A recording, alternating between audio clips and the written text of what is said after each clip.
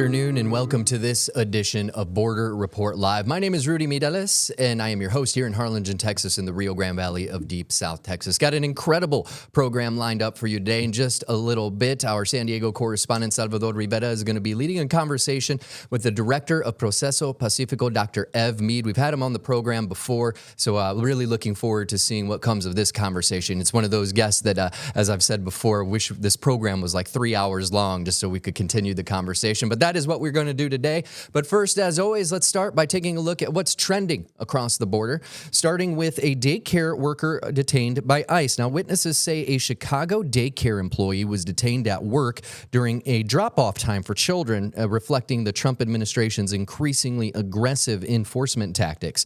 Alderman Matt Martin says the employee ran from a vehicle inside the Rayito de Sol Spanish Immersion Early Learning Center on Wednesday morning after being trailed by officers to work. Parents dropping off their children said they were stunned to see the woman detained at a daycare.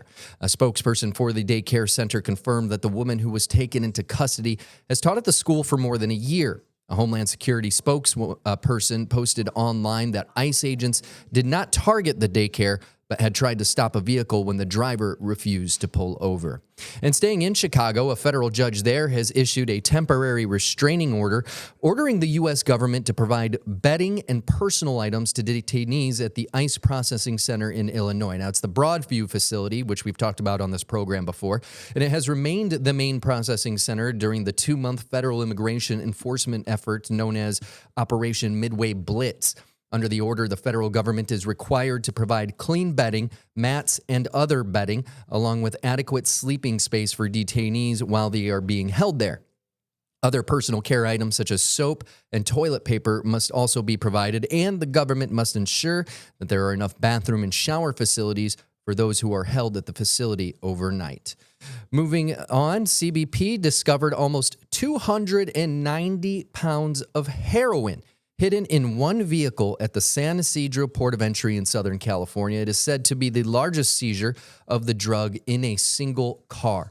The confiscated heroin has an estimated street value of more than $13 million. The driver of the Chevy Silverado was a Mexican citizen who was a legal permanent resident here in the United States. Officers say they found 72 packages of heroin hidden in the air filter, the fender, glove box, rear seats, and the spare tire of the truck. Time now to bring in our San Diego correspondent Salvador Rivera along with our guest for today's program, Dr. Ev Mead. Ev, thank you. Rudy, thank you as well. Ev, let's get right into it. But I do want to say that you are with Proceso Pacifico, a group that works with communities afflicted by drug cartels in Mexico, Colombia. So let's talk about cartels because they are in the news once again, especially in Mexico. Someone just killed a very popular mayor, Carlos Manso, in the city of Uruapan. How is this even possible?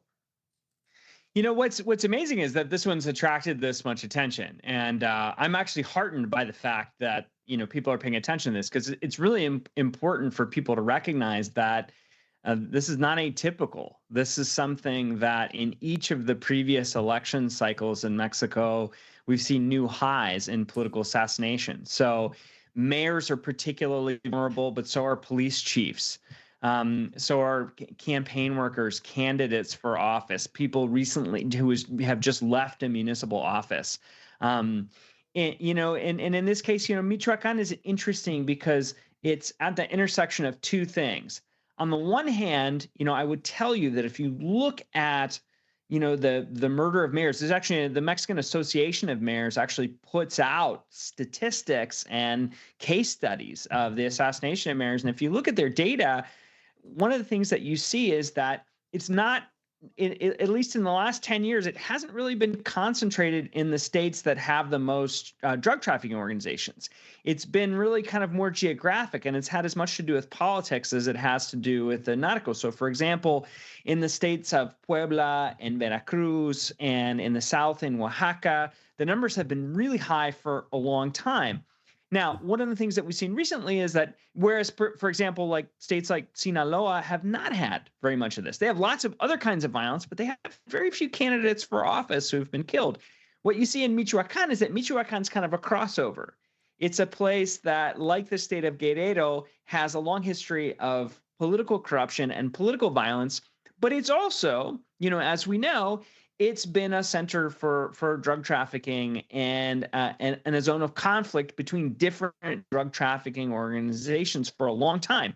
That the present, in quotes, drug war, most people say, began in December of 2006 with President Felipe Calderon declaring this war, and the first state that he targeted was his home state, Michoacan, a state he couldn't really visit even as president of the country. So Michoacan's really interesting because the Tierra Caliente where this happened has had a long history of political violence that actually precedes the drug violence. It's also, of course, a center of operation for some of Mexico's most volatile cartels.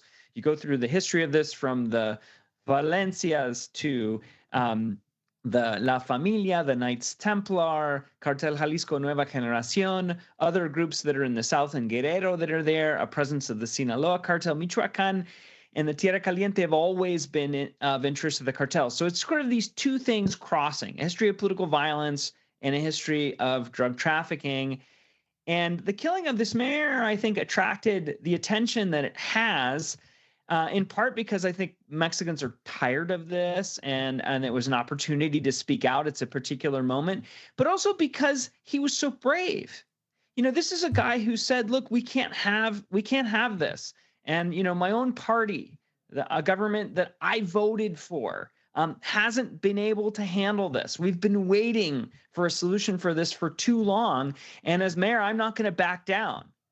And he was killed for that. And now his wife has taken up the mantle of standing up to organized crime, standing up to corruption, and she has assumed his office. So it's an incredibly captivating story in that sense. Like, here's a local guy standing up, and he's not just calling out and saying, "Oh, they're narco terrorists, they've done all these terrible things." He's saying, "Look, no, the government at all levels has failed the people here." And that was, I think, a really powerful message. And the fact that he was killed so soon after delivering that message is really what made this a catalytic moment in Mexico. And he had asked for protection. He felt his life was in danger. And a lot of people are blaming Mexico's President Claudia Sheinbaum for not providing enough security to make sure that nothing happened to him. And a lot of people are to the point where they're blaming her. As you mentioned, they're getting tired of all this violence. Could this be the moment that sort of sparks a revolution in Mexico to finally try to oust these drug cartels? I don't know. I think that people are desperate for change and may be willing to look for some different options. On the other hand, I would say that I don't think it's quite right to blame her. I mean, the federal government in Mexico is in a terrible spot with regard to these organizations because they're held hostage by them too. A lot of the money for them and most of the guns comes from the United States. They're in a very tense binational moment, and no one has been able to control them. And in Mexico, we've basically seen three very different strategies for dealing with them. One, Calderon, which was like full-on military, declare war. Then the PRI kind of came in and tried this negotiated thing where they tried to empower this individual states to take them on and then kind of make deals to create a new kind of peace. That didn't work. Morena came in and said, abrazos, no balazos, hugs, not bullets. But at the same time, they also created a whole new military force, the Guardia Nacional, and basically doubled down on the militarization of the drug war. At the same time, they're trying some alternatives at the local level. And they really stripped states of the ability to do it. And they said, yeah, we're doing that because the state governors and the state police forces are all totally corrupt, hopelessly corrupt. That was their theory of the case. None of them have been able to make much of a dent. And so politically, who knows? But I would say that, Sheinbaum is very powerful, is very popular, and she's popular because she stood up to the United States, and because people perceive her as an honest broker. And I haven't seen, among the other parties, anybody really, emerge who could play that role. Now, I think when you see a popular mayor assassinated, it's not good politics to sort of say this is out of our hands. No political leader would survive saying that. But that may be the reality. And I think that a broader awakening and saying, well, okay, we're blaming the government for this, but what are the rest of us doing? Have we changed our consumption patterns? Have we really asked what our police are doing? Are we supporting them? Are we calling the police when we see things like that? And like things like that, the record of unreported crime, like we call it the cifra negra, the black statistic in Mexico, or the black hole, is really high. And in a lot of places, it's 90% for most crimes. And I think things like this maybe could catalyze some change there, where people say, you know what, I want the president to take more risks. I want my governor to take more risk on my behalf, but I have to take some risks too. I have to say, look, I saw that and I'm going to report it. And that's really hard to do because, these organizations work by terrifying people so that they become quiescent and don't stand up. We're speaking with Dr. Ev Mead of Proceso Pacifico, and we're going to continue this conversation after a really quick break, so stay with us. Border Report Live is back in 1 minute.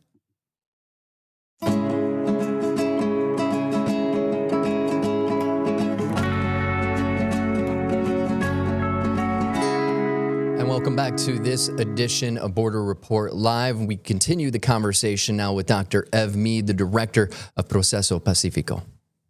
And we were talking about Mexico, the residents, people of Mexico, perhaps getting tired. There was a very powerful senator, a member of the Morena party, and he brought up an idea to create a recall election on the president, just as a way to prove that she is still very popular. You think this will ever fly? Any legs to this story at all? Yeah, I mean, it's not a surprise in the sense that, AMLO, who brought this Morena, the party, into existence and was, and really brought it into as a supermajority, across the government, was very fond of doing a referendum. And he did various versions of referendums and plebiscites to justify his policies and to sort of silence his critics. And so I think what Monreal, I mean, it's a bit odd to do it through a recall. It's, the recall in support of, but I have no doubt that if they did one, she would probably win. I mean, that's what most of the data says. I do think she has a pretty high approval rate. And even if, even if there are misgivings about government generally and the inability to protect people in particular, again, an alternative hasn't really emerged. There isn't an alternative, either popular movement or political movement that looks like a real contender. I also think, too, that the relationship with the United States has really strengthened Claudia Sheinbaum. This having this very contentious relationship with the United States has made people in Mexico say, yeah, I'm willing to criticize my president, but in front of Trump, I'm with her because she's us. And I think that's a very real effect. And it's something that that's happening all over the continent, too. I think there are opposition parties on the right who are doing the opposite, that are becoming more popular because they're saying, look, we can have a better relationship with the United States because Trump will like us better than them, based on the experience of Argentina, for example. That's happening in Colombia right now. So, but yeah, I think she's in a pretty strong position. I don't see, I mean, if anything, that their position has been unsustainably strong for a really long time. So she may just be kind of coming back down to earth. I mean, honestly, when you're polling like 60, 70% in a modern democracy and you're able to maintain that for years, it's kind of incredible. Mm-hmm. Let me ask you about the economy in Mexico, and specifically the debt. It's said that under the 6 years with AMLO, the first year with President Sheinbaum, Mexico's debt has doubled, due in part to a lot of big failed projects like the Tren Maya, the Felipe Angeles Airport in Mexico City, the Bienestar National Pharmacies, and the Mexicana, the airline that at times has been flying with 2 to 3 passengers per flight. Mm-hmm. How is this going to affect this country moving forward when so much money is apparently being wasted? Yeah, the long-term investments. I mean, they also bought Dos Bocas, the refinery, and that one's worked. So I guess there are two. So the one asterisk that I would put with that is Mexico's debt to GDP ratio is still really low. It's way lower than ours, for example, in the United States. So, and AMLO, his most frequent critics for most of his political career were from the left. and there were frustration with him not borrowing money. So, he was actually kind of fiscal conservative as far as lefties go, especially in America. So, but yeah, no, these were big projects. They were signature projects, and insofar as they're a referendum on Morena, it's a pretty mixed bag. I would say that again, we have to be careful because there's a lot of the political opponents sort of. Yeah, it is true the debt has doubled, but it's still insignificant as a portion of GDP, right? So, and there are people left, right, and center who would argue that Mexico actually, because it has a good credit history, should probably borrow and invest more. I think what will be most interesting to see with this government going forward will be the plans with Pemex seem to be that's the stuff that could either go really well or really badly. She has really doubled down on Pemex, which is interesting because she knows a lot about, she's an expert in energy and environment policy, and they're stuck with a Pemex that's kind of bloated, that everybody knows is corrupt. There's this huge black market for huachicol, which is the counterfeit gasoline, contraband gasoline, I guess is the right way to say it. But they're stuck with this big investment in that, and that has certainly crowded out private investment and probably cost Mexico tax revenue. At the same time, she wants to make these big energy investments in sustainable energy, which Mexico is way late to the party and probably should do. Mexico has solar resources like almost no other country in the world, and if you put the panels up, it would work. Everybody says that. So yeah, it'll really depend, I think, on how well that pans out. If they get the energy policy right, where they can manage the transition to renewable, they may come out way ahead, and that would be a big win for her. But could also go really badly. I mean, a couple more revelations of $1 billion lost here and $1 billion there, especially on the huachicol, which is something that Andrés Manuel López Obrador said he was going to fix, and he did not fix. That could go really badly. The other thing too is Mexico is really vulnerable to external shocks, and so some of the success or failure of the economic policy may have nothing to do with what Morena does. It might happen. It might have to do with what happens here or what happens in the global economy. If we have a major recession, the price of oil falls off a cliff. Mexico is hugely dependent on Pemex. Mexico would be hurt really badly if a recession produced a really dramatic fall in oil prices. So yeah, or if trade policy all of a sudden with the United States hit another couple of headwinds, ran into a wall, and Mexico ends up with astronomical tariffs again. We saw a taste of that in the spring, how badly that could go for big industries in Mexico like manufacturing. So I honestly think the externalities might be more important than what the government actually does. It's very important to watch the debt to GDP. Mexico is not actually a huge debtor country. It's in way better fiscal shape than most of the Americas. But it is true, the big projects have yet to pan out. Let me ask you about tariffs. I know a lot of the trucking companies in Mexico here in the Baja California area, they're complaining that their trips across the border, deliveries were down 40% this year. They expect things to continue in this way next year. So how are tariffs playing out in all of Mexico, not just necessarily along the border here between the U.S. and Mexico? They're really hurting. They're really hurting. And I think Americans don't realize when, Mexico, right on the eve of this administration, Mexico is the largest trading partner in the United States. And Mexico, Canada, and China have all been kind of 1, 2, 3, and they move around depending on how you measure it. But when you take that and then you add tariffs on top of that, and then when you tariff the countries that are the countries of origin for some of the things that go to Mexico to be manufactured, like China, for example, or chips coming from Taiwan and other things, that affects Mexico too, because a lot of that stuff gets assembled here, like the televisions are assembled here and they go there, but the chip isn't made there. So Mexico kind of gets a double whammy because they're not the end destination. And so the good produced in Mexico is, it has this extra cost added to it, which affects demand for it, makes it more expensive. You're going to sell fewer of them. But also the factor market, all the things you need to make the thing got more expensive for Mexico to bring in. So there's a bad cycle there that I think is really important. The other thing is a lot of the stuff, Mexico has sort of two economies that are export oriented. One is the like real basic manufacturing that you see along the border with Texas. Parts of the Tijuana economy are this way, where it's real basic assembly. That's the value add, and it goes. But Mexico also has this huge auto industry and heavier industries that are much longer horizon investments. When GM builds a plant in Mexico, or Hyundai or Volvo or one of their suppliers, they're not expecting to make money like in a year or two. They're investing in heavy industry that's often a 7 to 10 year horizon before you make any money. And if you interrupt that and drastically change the sort of terms of the deal because you have to sell the stuff at a tariff premium, it's incredibly disruptive, and it takes a little bit of time for those inventories to go down and for people to realize what the real impact is. So I think Mexico is probably just starting to feel that, and it's definitely negative. And it's something that manufacturing it's showing up in the United States too. Our manufacturing data shows it very, very clearly. There's critical parts that people need.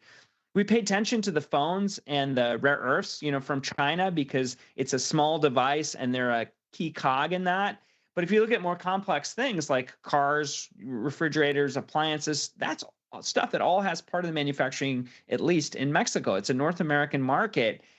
And if you mess with that, it takes a little longer to come out in the economy, but there it is. And all of a sudden, you're going to have people who are going to be have to lay off workers, and it's going to have the macroeconomic effect will start.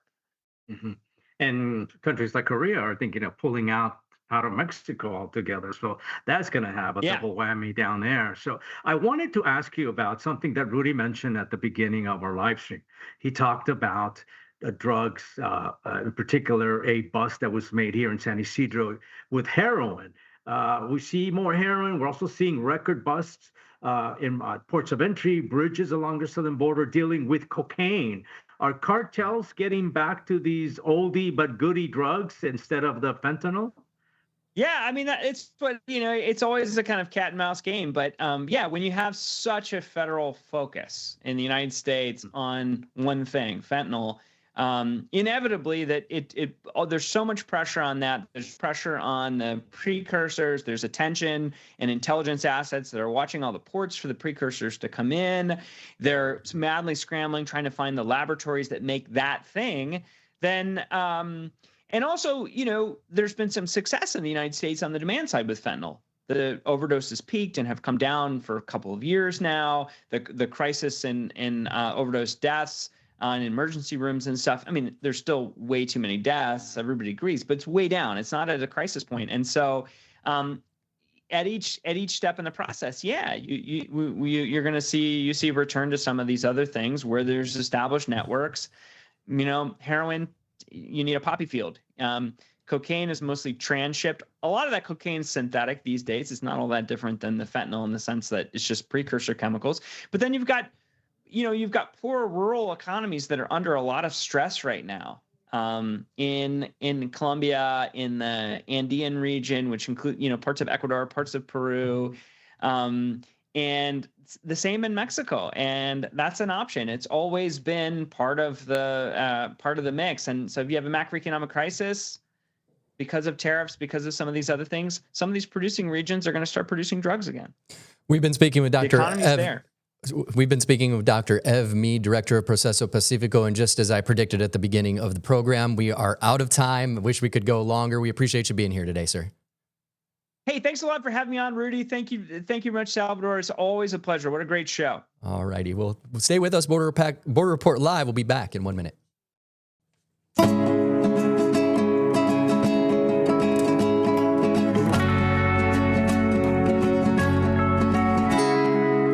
And welcome welcome back to this edition of Border Report Live. My name is Rudy Mireles, and I'm your host here in Harlingen, Texas. We took you all the way we could with Dr. Ev Mead, always a great guest to have on the program. But before we leave, we did want to remind you of a couple things. Don't forget that you can stay informed on the stories shaping the U.S.-Mexico border while you're on your commute, walking the dog, or maybe you're hitting the gym, because Border Report Live is now available in podcast form. You can listen at any of those platforms that you see at the bottom of your screen. And don't forget, tomorrow we have a new episode to check out of Political Power Ranker. It's a weekly show tracking the movers, shakers, and rule makers in American politics. I got to take part in this week's episode earlier today, and it is covering everything that happened on election night this year. So you're not going to want to miss that if you want to get ready for the next cycle, which is in March, at least here in Texas. That is going to do it for us today. For Salvador and San Diego, my name is Rudy Mireles here in Harlingen. We'll see y'all tomorrow.